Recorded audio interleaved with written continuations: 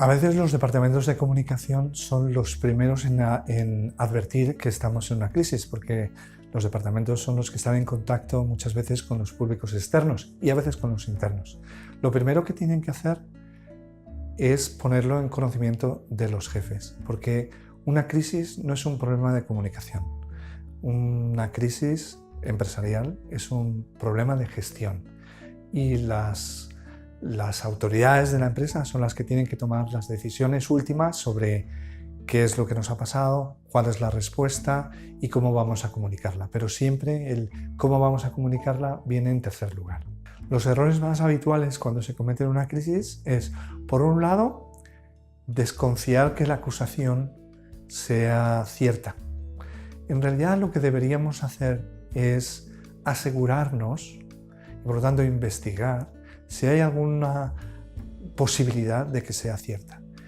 Luego, otra cosa que solemos equivocarnos en las empresas es minusvalorar el aspecto emocional.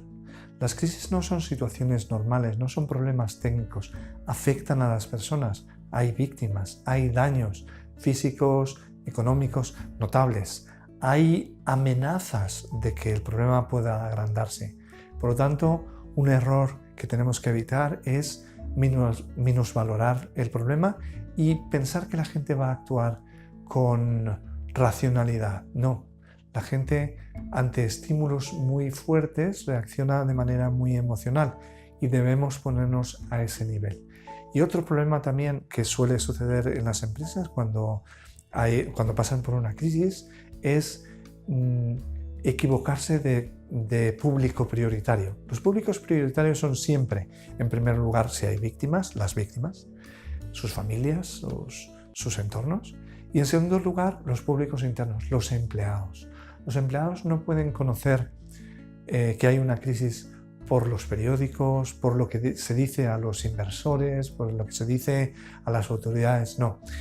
Muchas veces decimos que la riqueza de una empresa son sus empleados, su talento humano, y por lo tanto en las crisis se tiene que notar que en primer lugar se lo decimos a los de dentro y en segundo lugar les pedimos ayuda, les decimos qué esperamos de ellos. Si eso sucede, la empresa se refuerza en su unidad y por lo tanto es más fácil que responda unánimemente y dé salida a la crisis.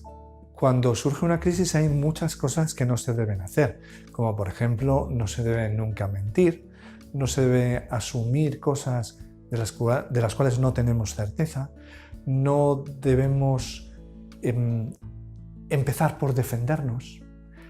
Es muy importante entender que para reaccionar bien ante la crisis hay que establecer como un contacto cognoscitivo, pero también emocional con la gente y asumir la defensa del interés general. Por lo tanto, todo lo que vaya en contra de la defensa del interés general es una cosa que debemos evitar a cualquier precio. Cuando una empresa pasa por una crisis y no tiene un departamento preparado para gestionar crisis, lo mejor que puede hacer es contar con un experto, con un gestor de crisis, porque no va a tomar decisiones. Nunca va a dar las respuestas, pero sí que nos va a hacer las preguntas que tenemos que hacernos. Un gestor de crisis profesional con experiencia nos va a decir qué va a pasar si tomamos esta decisión, qué va a pasar si tomamos esta, qué tenemos que tener en cuenta y por lo tanto es muy conveniente. Sí. No va a trabajar solo. Va a trabajar con nuestro departamento de comunicación, va a trabajar con los jefes, nos va a ayudar, nos va a orientar y por lo tanto es una inversión muy rentable.